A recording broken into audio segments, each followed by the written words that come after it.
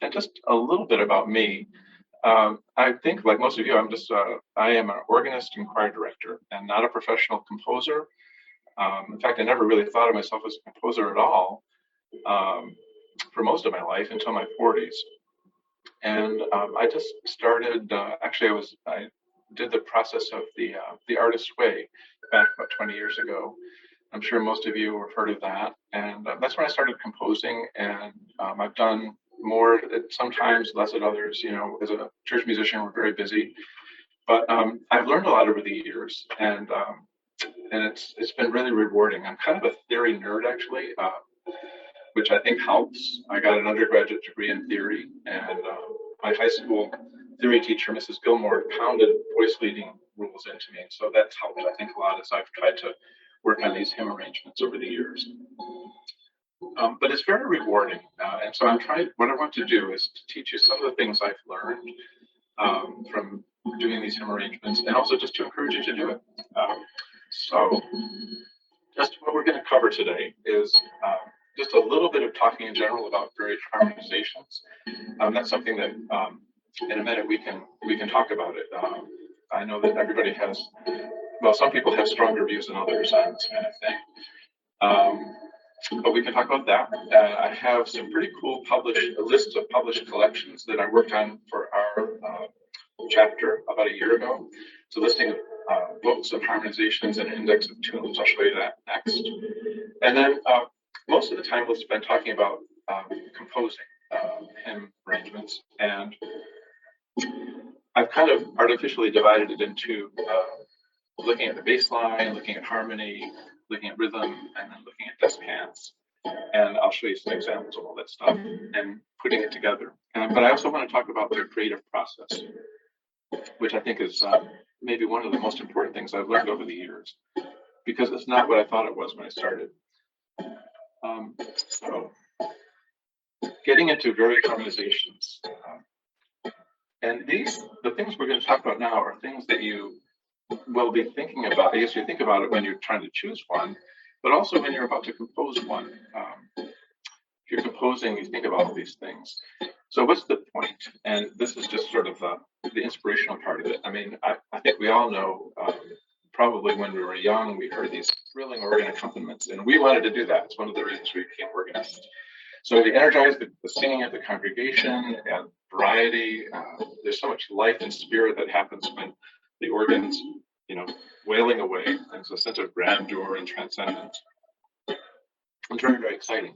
And sometimes, not always, but sometimes you're illustrating a text with a hymn arrangement. But I think the key, of course, is just to make sure that whatever we do helps people worship. It's interesting. Last year when I did this for our chapter, I found that people have all these opinions about stuff. For example, organists do have opinions. Should the melody be in the top voice all the time, or is it okay for it to have a descant? How rhythmically active should it be, or do you want it to be? And then, of course, there's a question of the harmony. Some people like really crazy harmonies, and some people like things more conservative. So these are the questions you ask yourself. And also, how often do we include these things in the service? I lately do almost, well, we have an opening hymn, a hymn before the gospel, and a closing hymn. I like to do arrangements on the end of those. Rarely do I do one at communion, although because we do communion hymns, but if I did, it would be a very, very mild, very, very gentle one. So anyway, how do you make those decisions? Well, is there a choir? Obviously, if there's a choir, you can do a lot more than you would if it was just a congregation. How large is the congregation? How familiar is it? I think this is probably all very familiar to you. Do this all the time. Where it comes in the service, like I just said, opening hymn, closing hymn, the big places for these things. But also, how hard is it? If I'm looking for a hymn arrangement on Saturday afternoon, then I have to be careful what I choose. And I'm sure we've all been in that situation, but also when you're composing, you can kind of go nuts and then realize, and this has happened to me.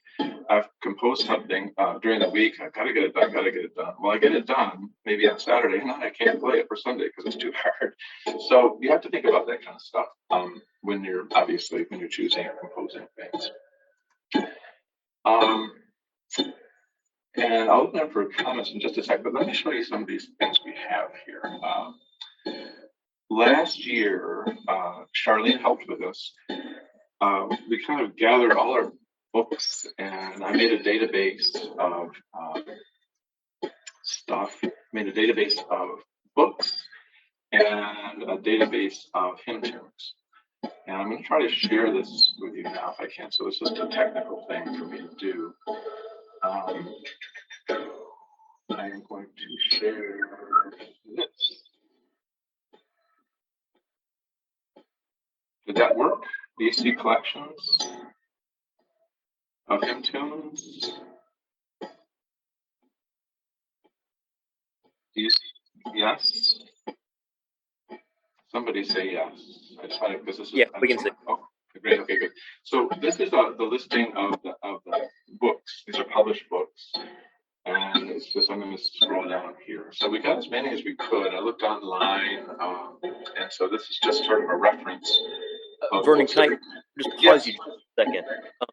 I just verified everybody's muted, but on your end, there's some type of rhythmic tapping, or it sounds like you're in a submarine going on. Let me check my, yeah, we started the rhythmic thing when I was, when we tested this out today, but we didn't know what it was. I'm really sorry about that. Let's see. And a submarine, that's not good either.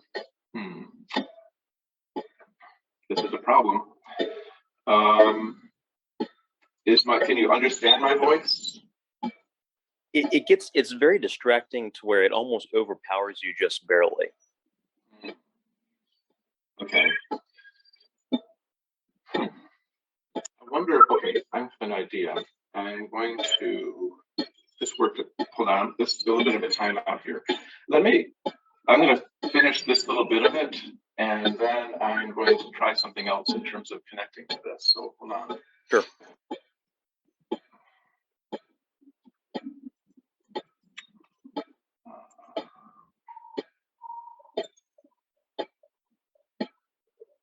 Okay, this is the index of hymn harmonizations.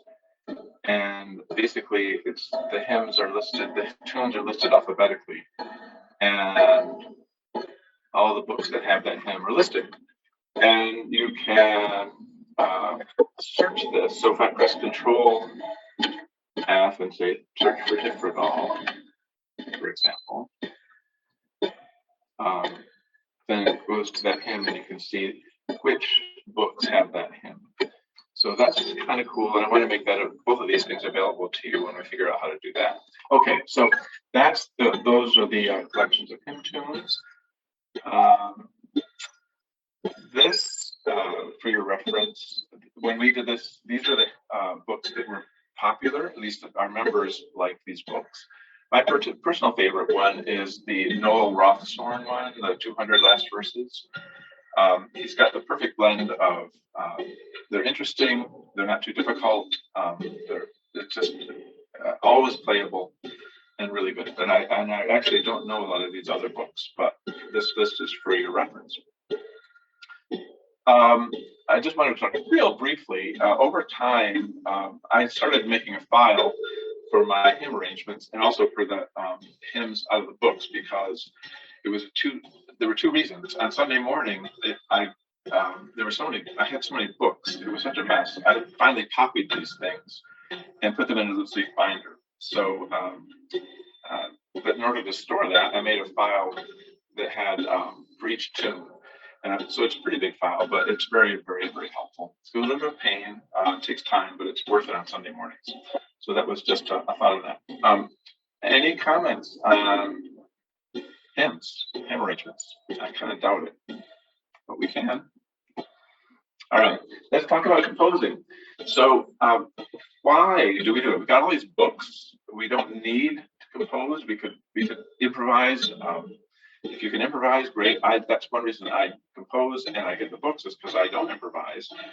But why would you compose? Well, if you compose, you can make it sound the way you want it to sound. And there's something about getting the congregation to feel the way you do about the hymn that's very satisfying. You're creating something new, and I think the biggest thing of all is the process itself, and we're going to talk about that later.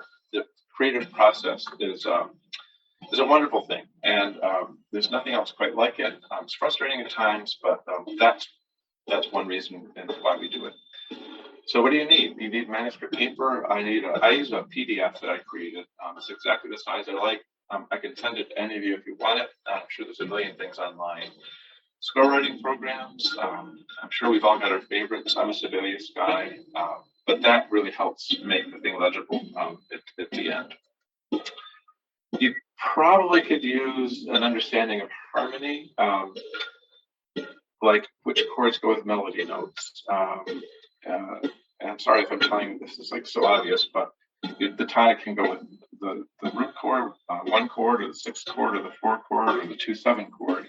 And knowing these things and having a feel for it really helps you decide what kinds of alternate harmonies you can use.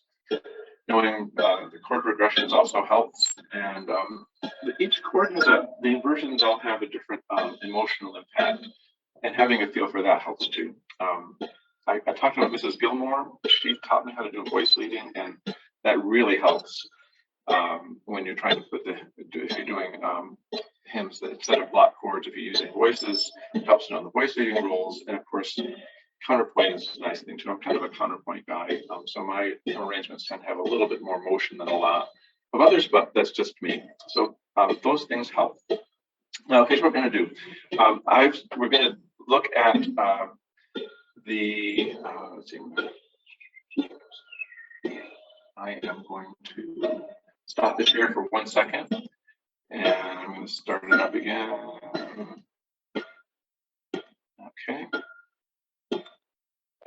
We are going to listen to, this is our tune, sort of our test tune in a way. And we're going to listen to Old 124th with the original harmony, which is by Charles Winfred Douglas in our hymnal 1982. And then we're going to see a lot of examples of changing the harmony for this hymn. So here it is with the original harmony. If I can make it work.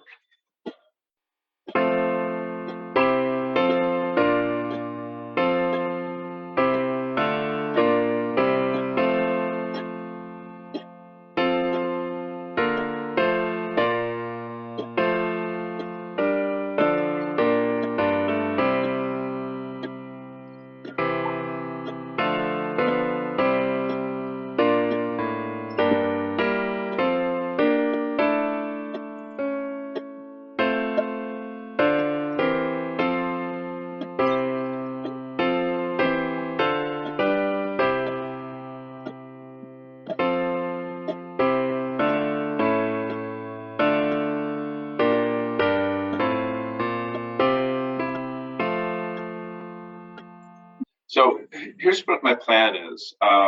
We're going to listen to I'm going to talk about the bass line, the harmony, and the rhythm, and the descant, all in relation to these 4 measures, this melody here.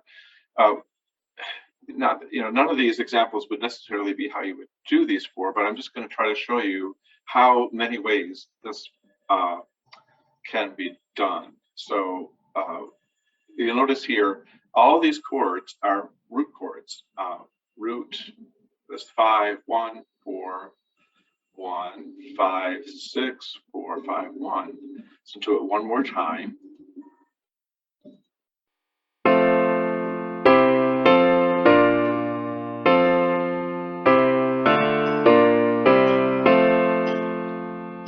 All right, and I've had a little trouble going from screen to screen, but that seemed to work. So we have the 4 elements here, and we're going to apply them to those 4 measures. So I'm going to just talk about the baseline things we're going to do first, then I'll give you examples. usually when you change the bass line, you start using inversion, so it won't be like those root position chords. Pedal point is a great thing to use for at some points in your hymn arrangement. I like to use scale lines when I can. It adds smoothness, it gives a sense of direction. You can also have a more of a stepwise, skips in your bass line. Can add a lot of energy for moving. And also you can put, the bass line is heard pretty easily, I think, in a hymn arrangement. People are singing and everything. The bass line's pretty audible. So if you put different motifs down there, it can help establish a character, style of the piece, keep the energy going. And remember, chord inversions are your friend. You use them all the time.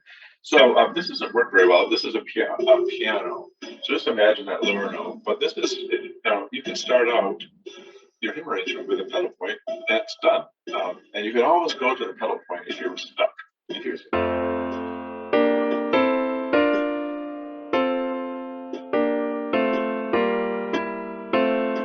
So it sounded fine. It's a little bit of hymn arrangement, just using pedal point. So it's hard for me to write a hymn arrangement without at least a measure or something. It changes the rhythm of the piece. It sort of stops the motion a little bit. Very, very important tool that you've got to use pedal point. Let's see here. Sorry. All right, so we can have bassline scales. Now here's one. It starts here. As you can see, it doesn't. Wait a minute, I went too far. I'm sorry. Right, descending scale in slow notes. This scale comes all the way down. So this is the root position, then first inversion. This is a 6/4 chord. So by using different inversions, you can create different bass lines. Sounds like this. If I can.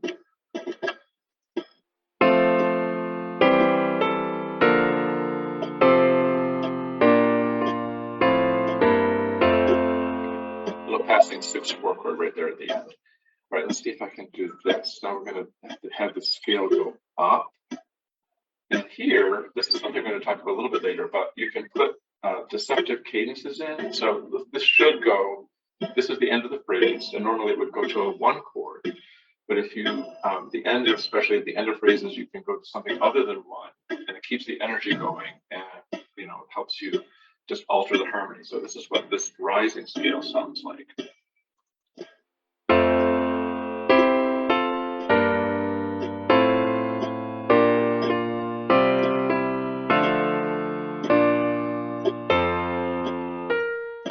Okay. And this is a moving bass line. It's not exactly stepwise, obviously, we have a skip here, but there's a lot of steps in here and just kind of sort of walks along. And so it's one of the things you can do to create this kind of energy in the bass line. Here's this example.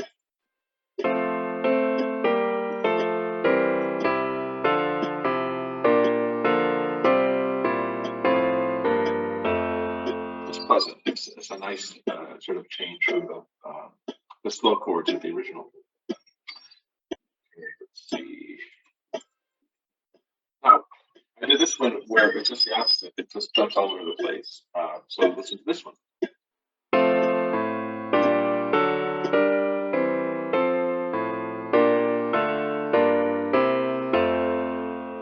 This, I think, also fine. It's just different. So you can go back and forth between. By the way, all of these things, I'm just sort of giving you sort of pure examples of them. But any one of these things might happen. In fact, all the things we're talking about kind of happen all over the place as you go through your arrangement. Now, here's where we talk a little bit about motives. In the bass line here, there's a half note, 2 quarters. This is a little motif or a little motive that gives it a certain character. So just listen to this.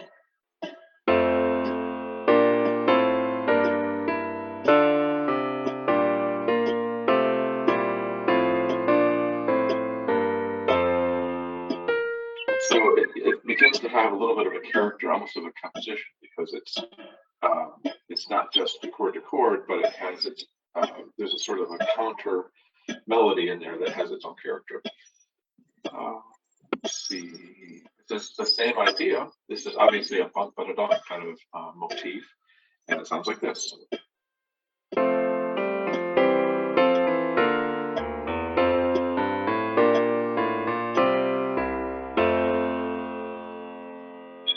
You probably wouldn't write, well, you could, but you might not do this for an entire line. But if you did a little bit of this at the beginning, then that motif might come through at other points in your arrangement later on.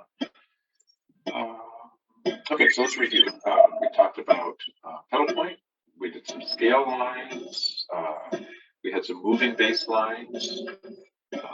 We talked about motives. And again, you're constantly using chord inversions, trying to find out how you can use not just the hymnal version of the chord, but something else that gives you lots more possibilities for movement and interest, harmonic interest. All right, so now we're going to look at harmonic possibilities. Oh, by the way, any questions or comments so far?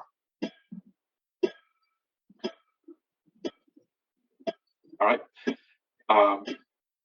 So I'm going to just review what we're going to look at in a minute.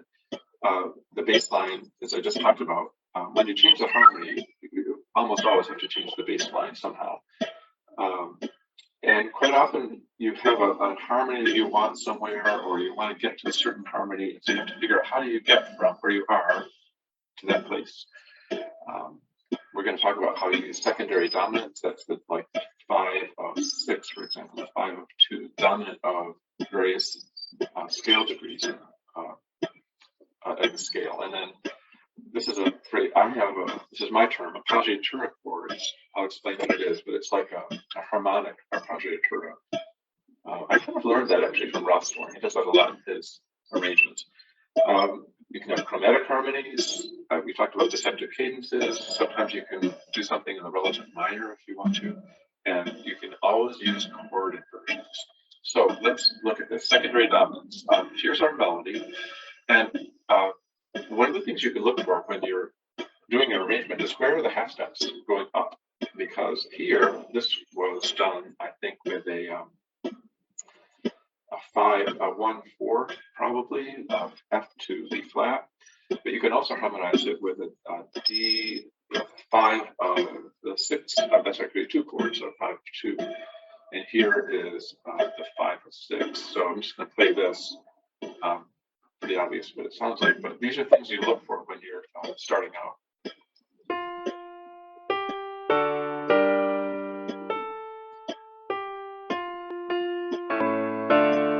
So you have a different harmony, and if that fits in with what you're doing, then that other things can fit in around that. So look for places where you have rising half steps in the tune, and sometimes you can make the top note like a. These are not exactly leading tones. It could also have been a lead. These were leading tones to begin with, so you change it away from that. Okay, going on. Let's see. Now, this is how you get from here to there. So I'm going to fill this in a little bit, and these are the chords we had before, and I'm going to use root position chords to go from getting from the original chord to this change chords. This is not a root position chord, but these are root position chords, the red ones. So just listen to this.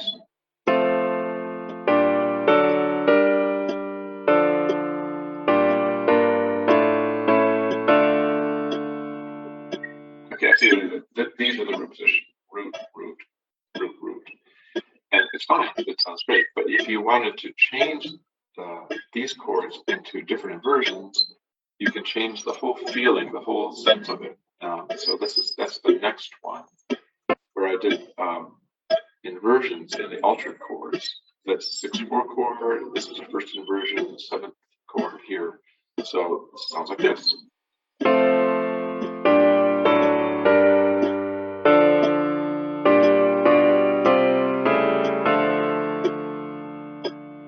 And it just changes the character.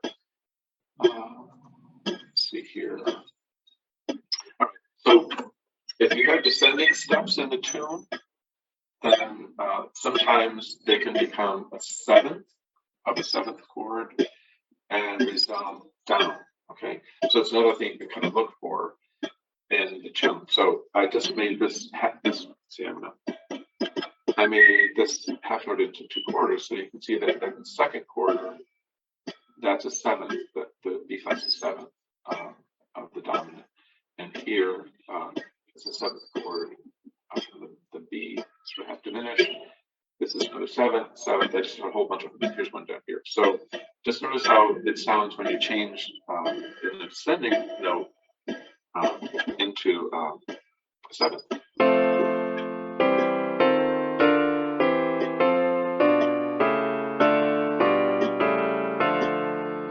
The harmony's a little more interesting there, maybe. It's a little more colorful. All right. Let's see.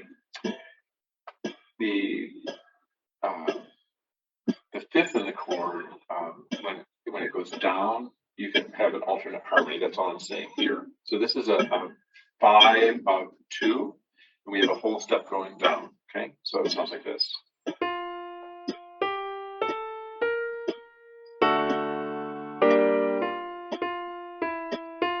Okay, so I'm just giving you things to look at. What do you, if you're starting out, what do you look for? Things like that. And this is the same one, the same idea. We've got, this is an inversion. Okay, this is also a D chord, but now I've got the seventh in the bass. The seventh is in the bass going down, so it's just going to have a different feel. Let's try this one.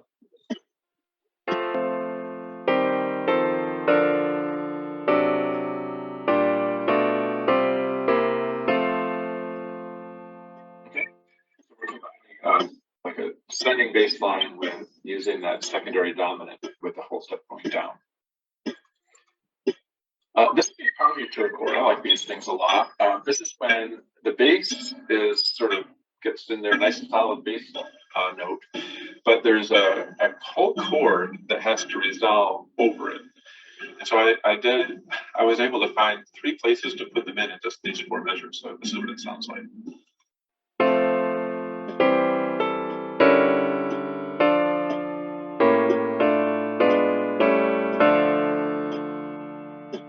So those are obviously, you use those sort of, sparingly. You wouldn't do what I just did.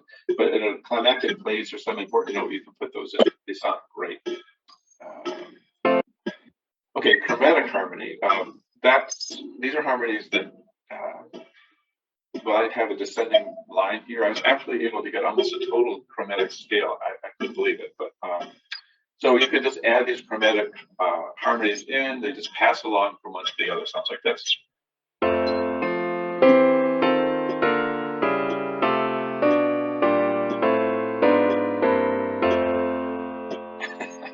Now, I personally wouldn't want to sing to that, but that's an example of using your using chromatic.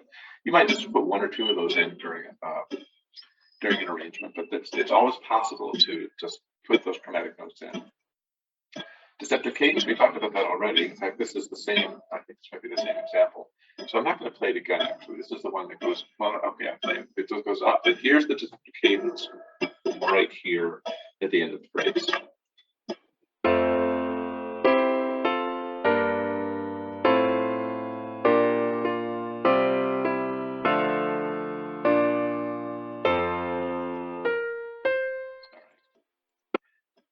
And you could take part of the tune if you want, or even a measure or 2, or just here and there. But I did this whole thing in D minor instead of F, and so it has a different feel.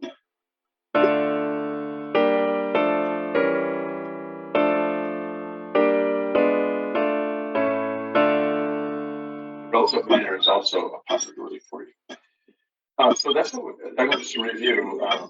We talked about secondary dominance, we talked about how you can use that when you're going up by a half step. It's a great place for secondary dominant. It's for sort of an alternate kind of cadence, because you can treat that as like a leading tone to a tonic. Positive third chords, chromatic harmonies, deceptive cadence, relative minor, and the good old friend of the chord inversion. All right, so I don't have very much for rhythm. terms of examples, but you can add eighth notes. You can just do all kinds of things with rhythm. Suspensions keep things going. Passing tones. You can just keep something going in one voice that keeps that motion going if you want. So here's a sample of where it's just constant motion. All right, there's a pedal point, and I just added motion with like 8 accordions all the way through it.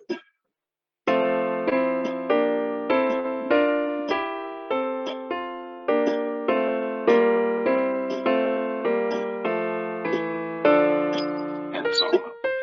So that's, I guess, really all I've got for the motion part. There's infinite things you can do with rhythm. And we'll see some of that actually in the example when I'm going to show you 2 arrangements I did of this whole tune. And they're actually based a lot on rhythm more than harmony, I think. So adding descants to the last of the 4 things we've talked about. We've talked about bass lines, we've talked about harmony, a little tiny bit about rhythm.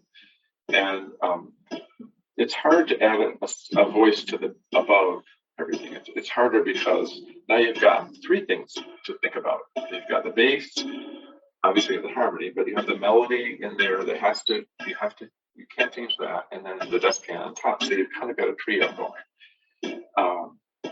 The organ descant doesn't have to be like a singing descant if you don't want it to be. Although sometimes if you do one, it ends up being singable, and then you've got something for the choir to sing. The first thing you do is just try to add a descant or an upper voice to the regular harmony that's in the hymnal. That's a possibility. But then when you start changing the harmonies, then you've got lots of options, and it gets quite complex. So it's a lot of fun. So going on, this is again the same tune. You can see in the alto this tune here. This is the actual bass line from the hymnal, and I've just added the descant into it.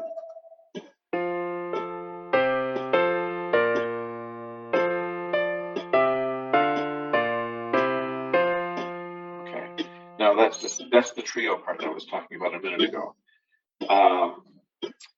If you take that and actually keep the soprano, keep the bass, but then add an alto and a tenor line that are a little bit more keyboard-like, it sounds like this.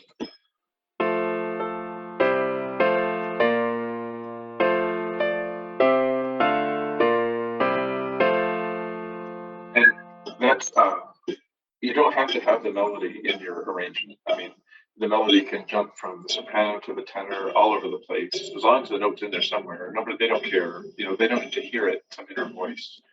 So don't worry about that. So that is the same descant with the harmony filled in. Now this one is, this one's going to have alternate harmony in a minute. So I created a different descant, and I'll just play the melody with the descant first.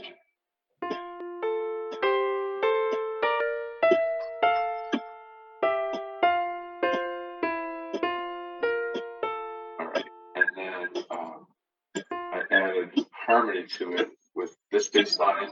There's obviously a flat 7 here, and this is sort of a diminished chord going back up here. So there's different harmonies happening with that descant, but the melody is still well, it's not in here, but it's in there.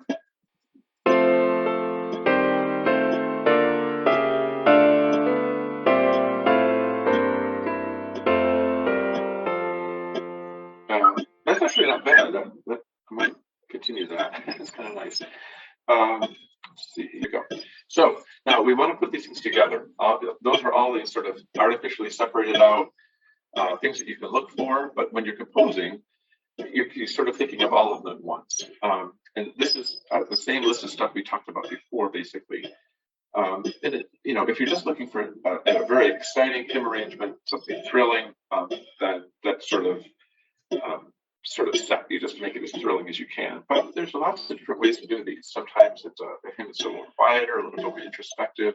So anyway, you want to know how familiar is it? The more familiar it is, the crazier you can go with things. Is there a choir?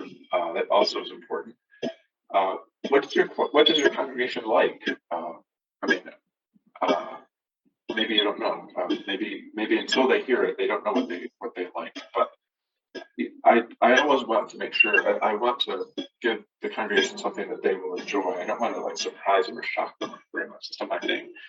Um, Special occasion, you can go a little bit more crazy if you're composing for something special. Obviously, we just talked about what's the mood of the hymn. It's funny to me how often a hymn arrangement can go with almost any text. A lot of tunes have different texts, and you can use them, but sometimes it does matter. So keep that in mind if you want to. And of course, what's your expressive intent? That just sort of goes without saying. But all the choices you make in terms of the things we just talked about have a different expressive result, and so that needs to be sort of in there in your mind as you're starting. What are you trying to do? What's the feeling you're trying to create? And it helps to guide you make your decisions. Okay, so again, this is what we already talked about. What do you want to do? Do you want to have the melody on the top? Maybe it's a case of an unfamiliar hymn or a less familiar hymn. So in that case, I always put the melody on the top and not do anything crazy. How much altered harmony? How weird do you want to get? How much rhythmic activity? We talked about the difficulty level. That's important to keep in mind, and of course your expressive intent as before. So I'm going to play now. These are actual arrangements that I did a number of years ago.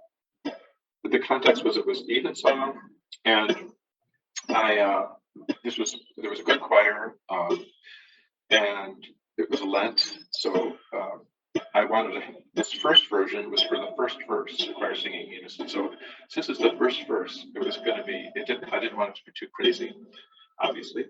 Then I did another one for the last verse. So I just wanted to look a little bit at what I did here is starting on a unison note, and then the bass line comes up sort of with a melody. So it's rest, 2, 3, 4, 1, and that turns out to be a kind of a motive that I used a lot. You can even see it here. As the melody comes down, this goes back up like that. Also, right in here, I created kind of a syncopation, and that also keeps coming back throughout. So let's see. I go to the next one. Here you can see in the second phrase, I did the same thing in the bass line, starting down the third with this kind of scale line here. And there's another syncopation in there rhythmically. And then at the end of the line, too, I forgot to point this out, but I added some moving notes just to keep everything moving at the end. Here is the bass line, it's the third phrase going down, but it's the same kind of motive, and then it comes back up. Here. Fourth phrase, this is the climax part right here where it goes to the secondary dominant. And here, again, the scales are going up. Here's a syncopation there, and this right here is the melody, but it has that syncopation idea in it all by itself. D, D, D, D, D. So in the last phrase, there's a bit of a pedal point. I told you I always use those. And the scale coming down here, and then just a cadence. So let's go back and listen to that. We could hope this works. Let's see.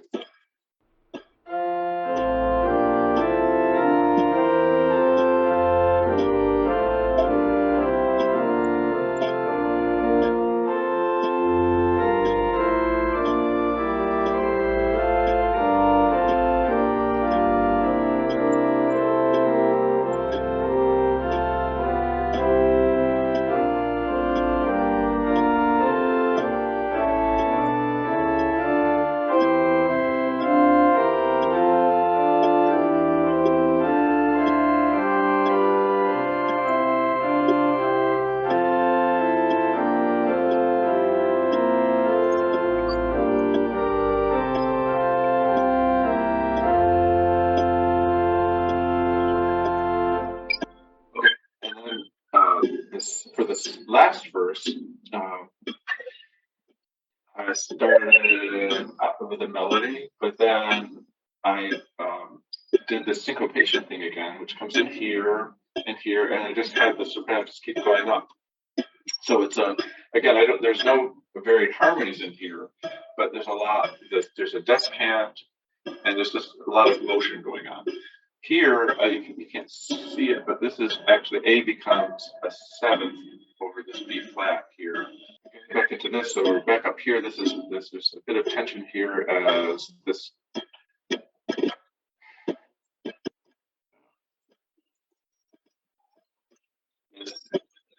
Okay, there's this top note sort of suspends over it. It becomes a seventh up in there. Next, this we have this again sort of descending scale line, and then with you can see these rest 2, 3, 4, same thing here, same thing there, same thing here. Becomes kind of a motive that goes all the way through.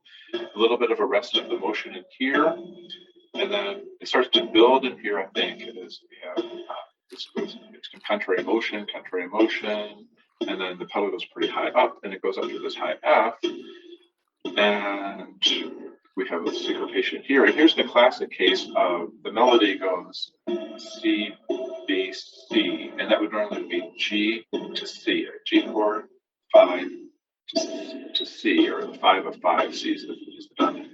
But I made it an A minor chord, and secondary dominant to that is E, so this is E chord to the A minor chord, just to, as an example of what we talked about earlier. Then this high E becomes the leading tone, has to change over to like a seventh, it's in the 6/4. That's a third inversion seventh chord, and then the final thing is just more of that same kind of rhythm and a cadence. So let's go back. Oops. All right, see how this one sounds.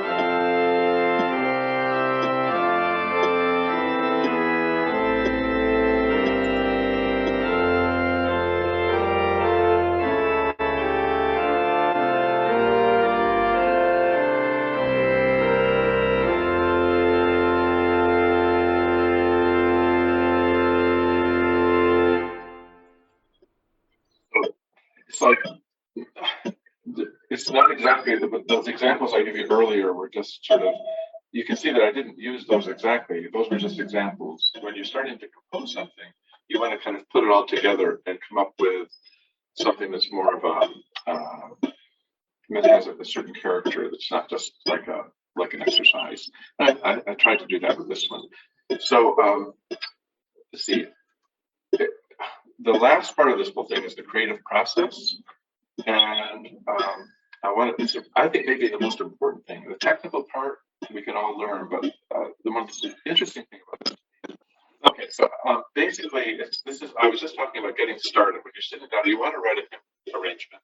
What do you do to start with? Well, I write down the tune. I play around on the keyboard trying to find what might sound good, what are some alternate harmonies that would work? Is there a bass line that works? But just trying to figure out what are the possibilities, and also like what kind of style might work with this tune. And then if I get something I like, in particular, I write it down, and that's it. And I've started, so that's the beginning. But I want to talk about the revising process because it's important. When you see like those hymn arrangements that I just played for you, they're all nicely typed up in Sibelius, and they look great. And so you could have the impression that that's what composers do. They just write it down and it's done. But that's not the way it works, at least for me and for I think most other creative types. There's always a process of trying to write something down that maybe isn't the best, and then you revise it. Okay, so just keep that in mind. And I have a couple of things I want to read to you about this from the writing perspective. Anne Lamott wrote a book called Bird by Bird, a book on how to write or writing. And she has a chapter actually called Shitty First Drafts. Sorry for my language, but that's her language. That's her chapter. She says, almost all good writing begins with terrible first efforts. You need to start somewhere. Start by getting anything down on paper. And so the first draft, you kind of get it down on paper. The second draft, you kind of fix it up. The third draft, you really look at it carefully. It could be that for musicians, we do some of that when we're improvising or playing around on the keyboard, but I find that I constantly have to, oh, this doesn't sound quite right, or this didn't work. And so there's always a revising process. And the second example of this I wanted is also from the writing world. When I read Raymond Chandler's The Long Goodbye, wonderful book, Philip Marlowe, The Private Eye, hard-boiled fellow. He in this book, well, by the way, Chandler wrote this, and he sent it off to the publisher, I think in 1952, and he thought it was done. He was done with it, but they had some thoughts about it. They didn't like certain things. Anyway, he spent another year rewriting the whole thing. So that goes to what I'm saying as well. But when I read this, I was just completely. I thought the last paragraph was just so wonderful, and I thought, wow, what an incredible writer. But then online, I found, thanks to a guy named Mark Coggins, who went and did some research in England, that there were different versions of this thing. So I'm going to read a few of them to you, and partly I'm going to read them out loud because part of it is a rhythm thing, sort of musical in a way.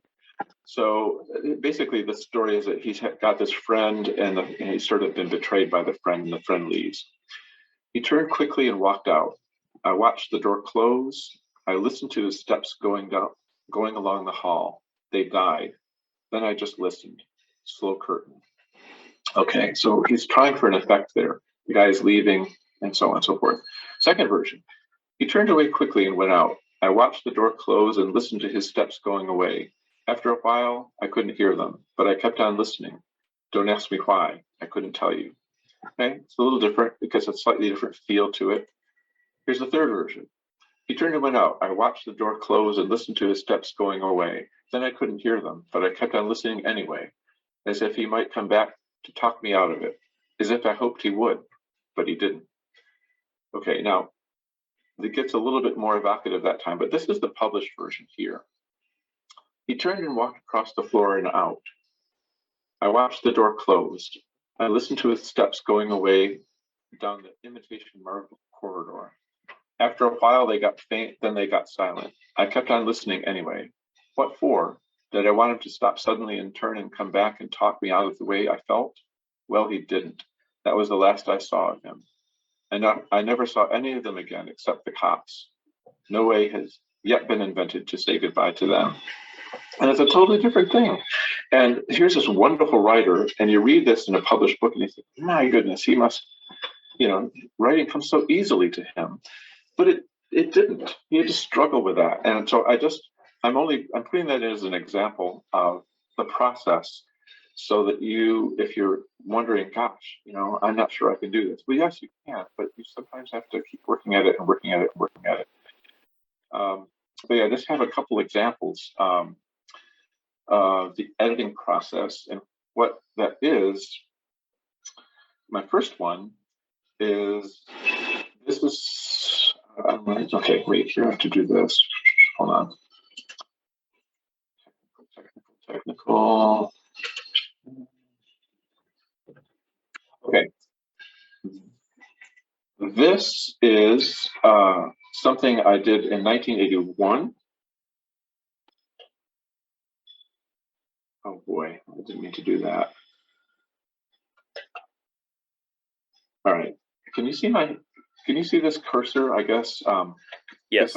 Okay, good. So what this was this was way before I even conceived that I was any kind of composer or that I would compose anything. And this was, I wrote down a bass. This is Holy, Holy, Holy. I wrote down a bass line here. I wrote down the melody and these little whole notes here, half notes. And then I started out playing guitar. So I just wrote guitar chords in there. And that's what it did. And it worked. It was pretty good. It sounded decent, but nothing fancy. But that's how it started. Over the years, it looks like it says here, I did inner parts in 1993. That's like 12 years later. And I don't really know what all these are, but I don't know if I could play them.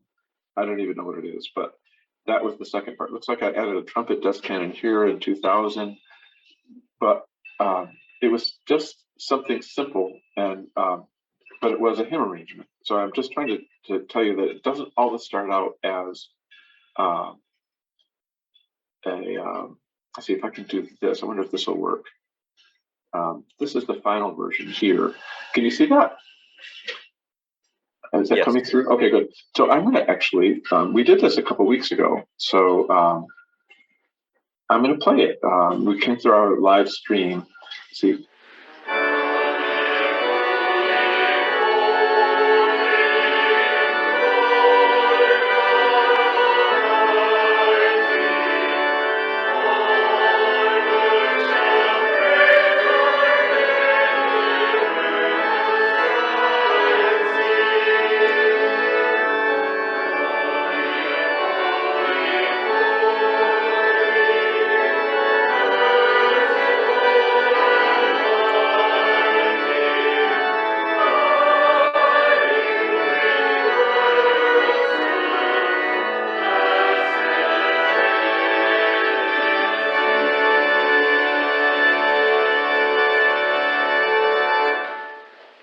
So 40 years later, it turned into an actual composition. But it didn't start out that way. That's my point. So let's see. The next thing was Saint Denio, and I'm going to try to show you that. This is how this started.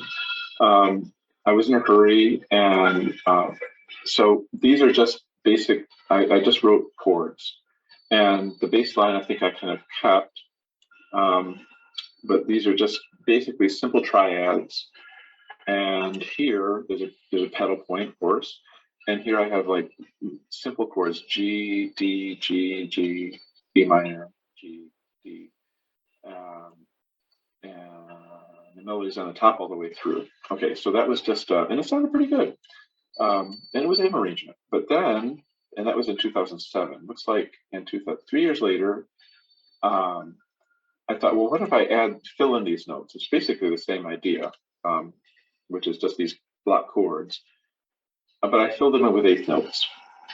And then we got to here, and instead of just going with the melody, I thought, well, I can put a little descant note and have this go up higher. And I can continue some of those eighth notes in here. In this place with the pedal point, this is something I want to mention that I didn't talk about before. I kind of call it block color chords. So this is a seventh chord. There's an F sharp in there with a G. This is like a C with a ninth in it. Another seventh chord, F sharp. Here's a seventh chord. Looks like this is kind of an A minor ninth chord, the D and the bass. Anyway, just color chords. So they're kind of block color chords that go through, and that's a technique I like to use at certain places. Then here, I kind of continued the eighth note thing, and then in 2013, I could see from my little notes here, I added these little things that are very faint, some extra notes. So I kept editing is my point. That's the whole point. I'm just revising it, and I had the soprano go all the way up to a D. So you got A, C, E, G, D, just like a 11th chord or something. And I had fun with this part here where the soprano comes down to eighth notes and then the tenor follows that. And that's just me enjoying my counterpoint. So anyway, that was how that developed. It's no big deal. It's just that it didn't start out like this, which is what it looks like now. And you think, oh, I must have had those thoughts. No, I didn't. And I'm going to play this one for you if I can.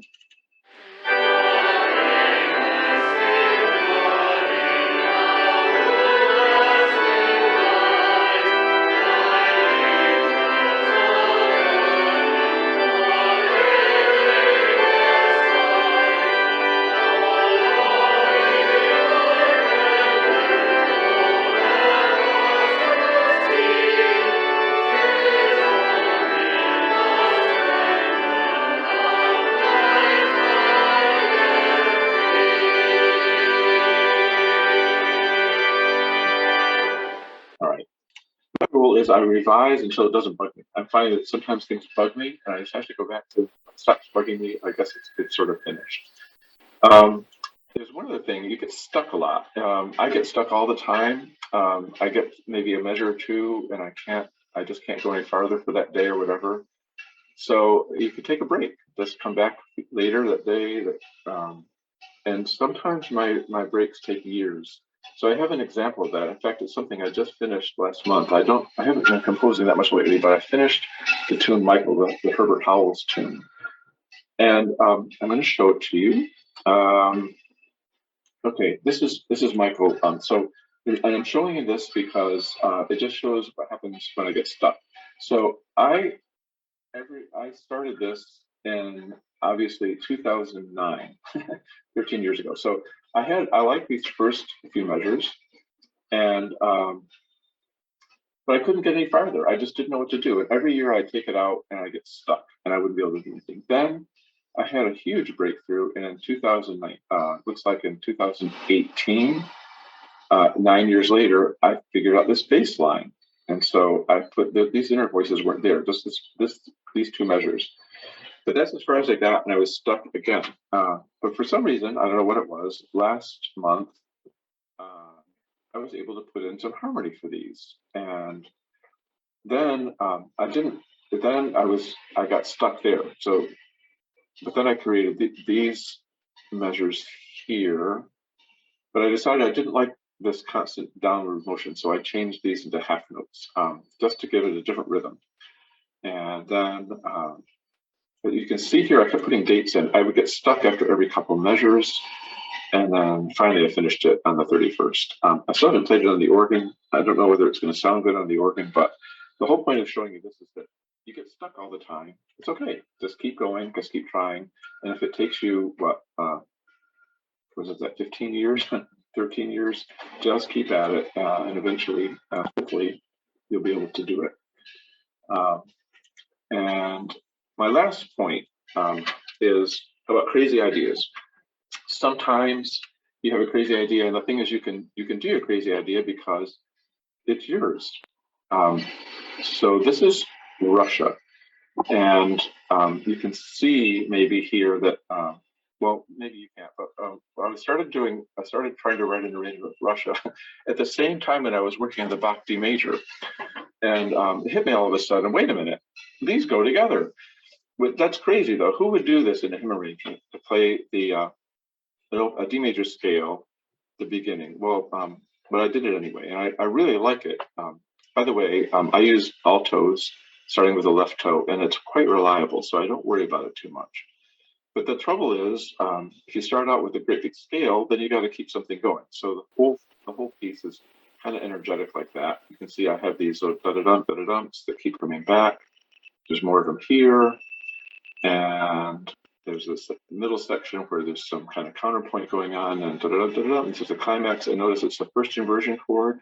You don't want to go to tonic to the root position there, because it keeps a lot more energy if you use a first inversion or some other inversion. So this is my crazy idea. Oh, and interludes we don't have much time to talk about. Interludes can be quite powerful. That I like interludes in order to get people revved up to sing the last verse. And I forgot who it was, but somewhere at some conference somewhere, the guy said, if you end on the dominant, it really helps create a sense of energy to go back into the hymn. And it's so brilliant. I do that a lot when I do an interlude. So I'm going to play this one. That'll be it.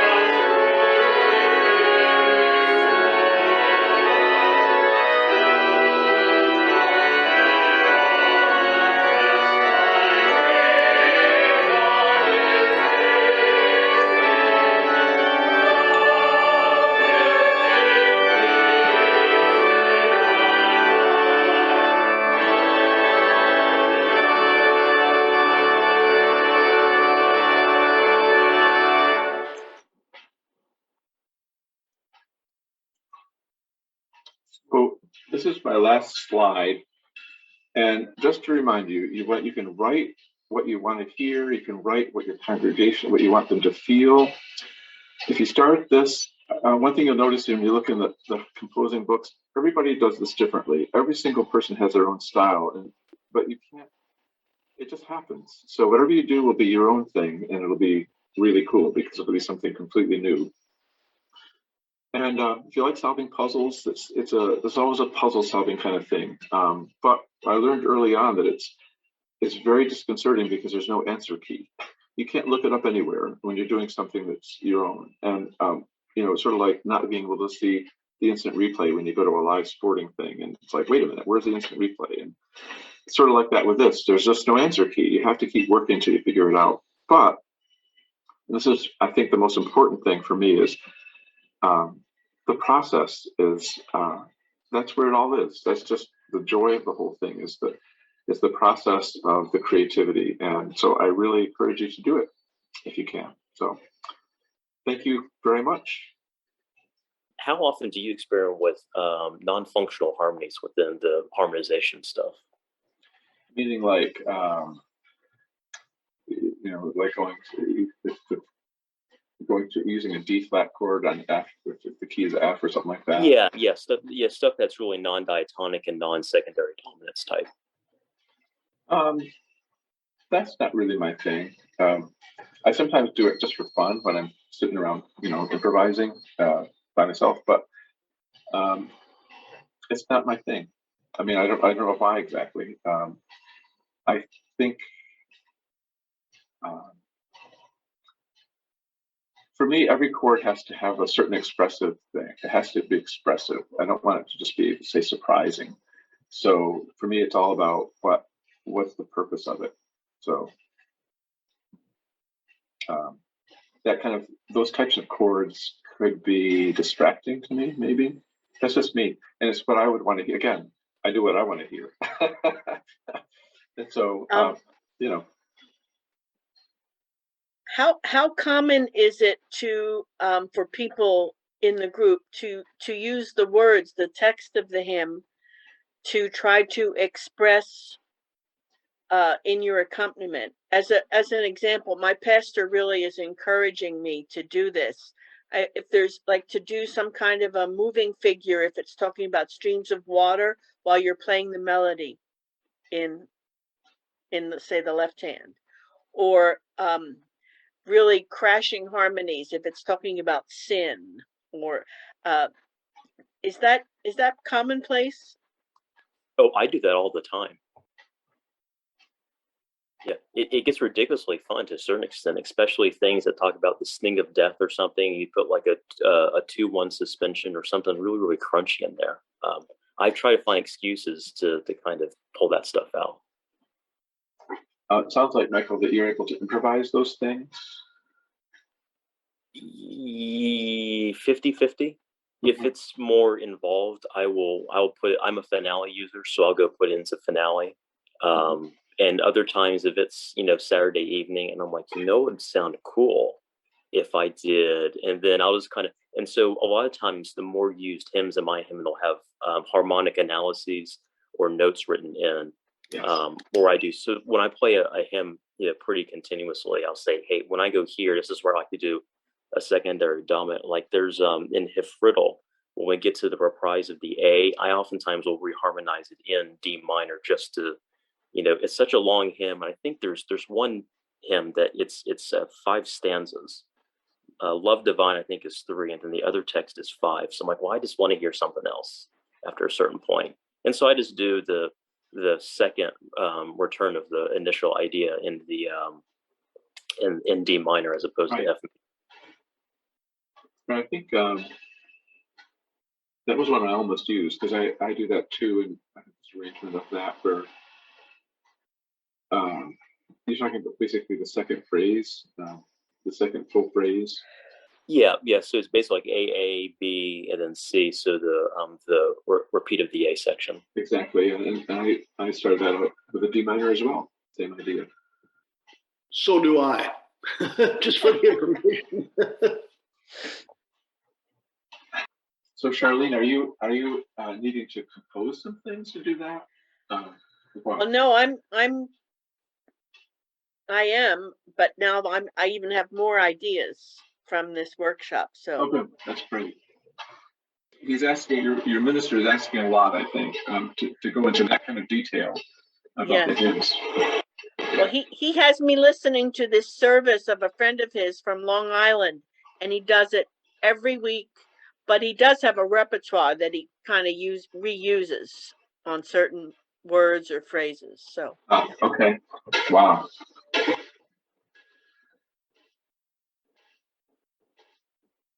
Yeah, I think to a certain extent, those of you who are more experienced and have had maybe a lot of go through the lectionary of and playing all these hymns, that they kind of, or I often find if I make mistakes when I'm practicing or learning the hymn, like, oh, that actually sounds kind of neat, like accidentally making a secondary dominant out of something. That oftentimes is the fuel for making new arrangements. But the more often I play hymns, I'm like, oh, well, maybe I'll transpose this one, or maybe I'll improvise a bridge into going into another key for this, just to kind of give it a breath of fresh air, as opposed to listening to the same 6 stanzas in the same key over and over and over again, especially the Easter hymns that are kind of long-winded. One thing I didn't mention, is my voice coming through now at the moment? Yes. Okay. One thing I didn't mention, I thought about it, was that in certain hymns, I like to make an arrangement that's actually just in the treble clef for just ladies' voices, and then one that's got a lot lower, richer sound for the men, and then have the women sing one verse, and the men sing another one, and then maybe something for the last verse or whatever. But it doesn't always have to be some gigantic, thrilling, huge organ piece. It can be something just for the women, where you have something in the treble clef that sort of goes a counterpoint with what they're singing. It can be kind of pretty, and that's also very, very rewarding to do.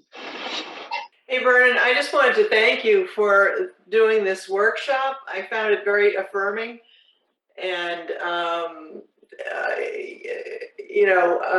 haven't been playing during the pandemic, but I used to rely on Rawsthorn for arrangements. But as a sub, a lot of the time I would sub in Catholic churches, and a lot of what's in the Catholic hymnals is not ever showing up in Rawsthorn. So I took, I could see what Rawsthorn was doing and looked at a lot of others and kind of taught myself some of the techniques that you laid out. And it worked. It doesn't always work, but for some of these non-Episcopal, I guess, hymns, it would work, and it was a lot of fun. And I do agree with you; it's a tremendous amount of fun. I used Finale, and it's very rewarding for me. And what's great too is, you can make it as difficult or as easy as you feel up to playing on any given Sunday morning. Or you can rewrite the pedal line, or it's a lot of fun. That's great. That's wonderful. But thank you for doing this. I loved this workshop. Absolutely loved it. Thank you. Yeah. Thank you so much. So have you taken this? Have you done this workshop for a lot of different audiences? Well, no, I did it the first time, actually 1 year ago now, for our chapter. It was a little. I expanded a little bit, changed it a bit for this, and also like I said, I used a different computer. Which made a difference. So this, I'm kind of disappointed because, in the technical problems, because, you guys, it's just too bad that I haven't done it. I think I would like to also create some handouts. I don't know if anybody would be interested. So cool. Okay. Any last minute or last thoughts here for Vernon? And I know I've taken up just a little bit longer of all your time than we initially planned, but I think all for a good reason here. So maybe if someone has a quick question or two, and just here in about 1 or 2 minutes, and we can let Vernon go and thank him profusely for the work and effort he put into this. All right. Well, unless there's anything further, again, profuse thanks to Vernon for all of his time and effort put into this, and we will overlook the technological issues. and just know that the material and the information that you imparted on us, was very, very good use of all of our time, I think. Thank It you will so help us. much. Yeah. Thank you, Michael. Thanks to all of you. We really appreciate it. Yeah. All right. Been a pleasure. Well, Like I behalf said, of the- I had a great time. Thank you so much, Vernon. It was just fantastic. You're welcome. Thank you, Claire. Alrighty, I think I have stolen the admin privileges back, so I'm going to go ahead and end this little call here. And many thanks to everybody for being here. Kind of our first little chance to do a totally 100% live Zoom call for the AGO stuff. So hopefully this doesn't become the norm. But hey, it's a good chance to experience this. So again, Vern, many thanks for your time and effort. You're welcome. My pleasure.